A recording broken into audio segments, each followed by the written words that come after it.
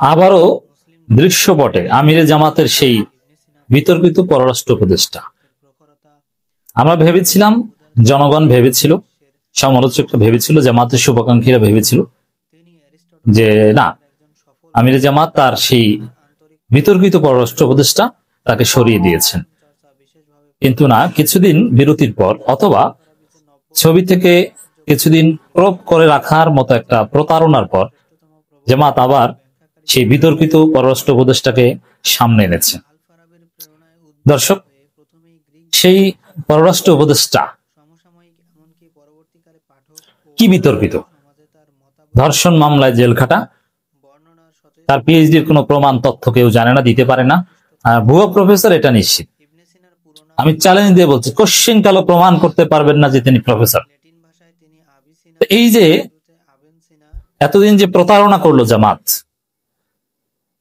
যে তাকে ছবির মধ্যে রাখলো না, ক্রপ করে দিল হয়তো, এখন আবার সামনে আনলো। জামাতের যে এই ভুল সিদ্ধান্ত, সমালোচকদের সমালোচনা আমলে নিল না, সেই সিন্ডিকেটের ফাঁদ থেকে আমিরে জামাত বের হতে পারলো না। এর জন্য জামাতকে মাসুল দিতে হবে। জামাত ভবিষ্যতে এই উপদেষ্টাকে নিয়ে কঠিন পরিস্থিতিতে পড়বে। জামাতপন্থী কেউ কেউ, জামাতের মধ্যে যারা ক্লিন ইমেজে, তারা তো বিব্রত। এটা একটা সিন্ডিকেটের কাজ, আমরা জানি। আমির জামাতের সরলতাকে পুঁজি করে। আমির জামাত সবকিছু যে বুঝেন তা না, তার আশেপাশে অনেক বাটপার গ্রুপ অফ ইন্ডাস্ট্রি রয়েছে। আর একজন আমিরের পক্ষে দুনিয়ার সবকিছু বোঝা সম্ভব নয়, সবকিছু খোঁজ খবর রাখা সম্ভব নয়। তো দর্শক, এই যে বেপরোয়া সিদ্ধান্ত জামাতের, এটা জামাতকে ভোগাবে। দেখবেন যে ক্ষমতার সব বন্দোবস্ত তৈরি হয়েছে, ক্ষমতা আসছে, দু একটা ভুলের কারণে সব এলোমেলো হয়ে গেছে। তার মধ্যে এটা একটা ভুল হতে পারে। তখন জিবায় কামড় দিয়ে আফসোস করা ছাড়া আর কিছুই করতে পারবে না। তো দর্শক,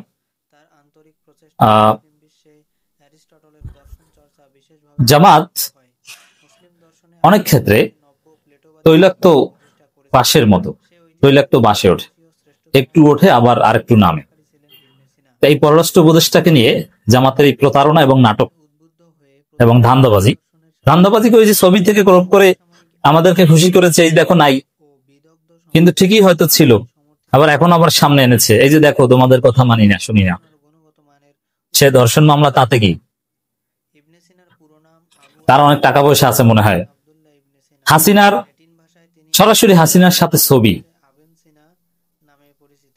এবং হাসিনার গুম খুনের বাহিনীর সাথে সরাসরি ইন্টারাকশন। এটা আগামী বিএনপি কিন্তু এখন চুপচাপ, এটার বিরুদ্ধে বিএনপি তেমন কিছু বলে না। কেন বলে না জানেন? যে এটা থাক, ভোটের আগে জামাতের বিরুদ্ধে এটা কাজে লাগাবো। এখন যদি জামাত আগে ভাগেই এই বিতর্কিত উপদেষ্টাকে সরিয়ে দিয়ে ধুয়ে মুছে সাফ হয়ে যায়, তাহলে জামাতের বিরুদ্ধে কি বলবে? কিছু বলার তো থাকবে না। না, জামাত তো কোনো আওয়ামী স্পেন্সারকে সহযোগিতা করে না। কিন্তু এটা এই জন্য বিএনপি চুপচাপ থেকে, অথবা বিএনপির যে কৌশল, এটাও বা জামাত ধরতে পারেনি, চুপচাপ থেকে, অথবা বিএনপিও লবিং করবে প্রয়োজনে, এই উপদেষ্টাকে রাখেন ভাই, ভালো। দেখেন না, প্রত্যেকদিন মিটিং টিটিং হয় আপনার সাথে, খুশিতে গদগদ হয়ে তাকে রেখে দেওয়া হতে পারে। তারপরে নির্বাচন আসলে বিএনপি এটাকে এমন ভাবে কাজে লাগাবো, এক ঘটনায় জামাতের 12টা বেজে যাবে। এরকম একটা বিপদে জামাত পড়বে বলে আমার বিশ্বাস। আগামী নির্বাচনে যদি জামাত ক্ষমতা আসতে না পারে, সেকেন্ড ডো যদি হয়, ক্ষমতা আসতে যদি না পারে, তখন এরপর কি কারণে ধরা খেয়েছে, সেই কারণগুলোর মধ্যে এটা একটা হবে। এটা ছোটখাটো কিছু না, আমিরে জামাতের পররাষ্ট্র উপদেষ্টা। আর অভিযোগটা কি? ধর্ষণ মামলায় জেল খাটা, আবার আরো কি, হাসিনার সাথে চলেছে, হাসিনার সুবিধাভোগী, 5 আগস্টের পর সব ছবি ডিলিট করেছে। কত বড় প্রতারক আপনি বুঝছেন? হ্যাঁ, এখন কেউ কেউ বলে আবার আমাদেরকে, স্টুপিড মার্কা কিছু লোক আমাদেরকে বুঝায় যে না, সে আসলে জামাত, ওই যে গুপ্ত রাজনীতি করে জামাত, তার অংশ হিসেবে হাসিনার বন্ধু চলে গিয়েছিল। এটা মিথ্যা কথা, সে জামাত না। আর জামাত গুপ্ত রাজনীতি তো করেনি, শিবির করেছে। এটা তো ঢাকা বিশ্ববিদ্যালয়ের শিবির না। আর যদি হয়েও থাকে, আমি যদি বিতর্কের খাতিরে ধরেও নেই যে না, এই লোক জামাত, কৌশলগত কারণে ওই গুপ্ত রাজনীতির থিওরিতে হাসিনা পর্যন্ত চলে গিয়েছে। যেহেতু হাসিনার সাথে ছবি টবি আছে, তাকে অরিজিনাল জামাত হলো এভাবে লাইমলিটে আনাটা কোনো বিচক্ষণ রাজনীতির পরিচয় না। সে গুপ্ত রাজনীতি করেছে, এখনো গুপ্ত থাকুক, অথবা এই গুপ্ত জগতে কাজ করুক। যেমন ছাত্রলীগের অনেক সিনিয়র নেতাকে আমি চিনি, জানি, হাসিনার একদম কাছের লোক ছিল, যারা আসলে শিবির, এখনো শিবির। কিন্তু তারা যেসব নেতার পরামর্শে ছাত্রলীগ করতেন, 5 আগস্টের পর তাদের কাছে গিয়েছেন, তারা দূরদর্শী বলে বলেছে, না তোমরা জামাতে আসা দরকার নাই, তোমরা ছাত্রলীগ বা আওয়ামী লীগই করো। তারা এখনো আওয়ামী লীগ করছে। কারণ কি? কারণ হচ্ছে তারা হাসিনার লোক, হাসিনার একদম সিনিয়র নেতা ছাত্রলীগের, এবং হাসিনার সাথে ছবি টবি আছে। তো ওই লোকগুলো যদি জামাতে আসে, এটারও বিতর্ক তৈরি হবে। তার চাইতে বরং ওখানে আওয়ামী লীগ থাকুক, বা ভবিষ্যতে আওয়ামী লীগ যা যতটুকু থাকে তার একটা ভালো নেতৃত্বে সে থাকতে পারে। এখন চাইলে কিন্তু তাকে ফিরিয়ে আনা যেত, যে না ঠিক আছে তুমি শিবির জামাতে চলে আসো, কিন্তু আনে নাই। কেন? ওই যে হাসিনার সাথে ছবি টবি আছে, ওটা মন্ত্রীদের সাথে একদম প্রকাশে অতিমাত্রায় ছাত্রলীগ ছিল। তো দর্শক, আমিরে জামাতকে ঘিরে যে সিন্ডিকেট, তাদের কারণে এই ঘটনা। এবং আমি বলছি, আপনারা লিখে রাখেন, এর মাসুল জামাতকে দিতে হবে।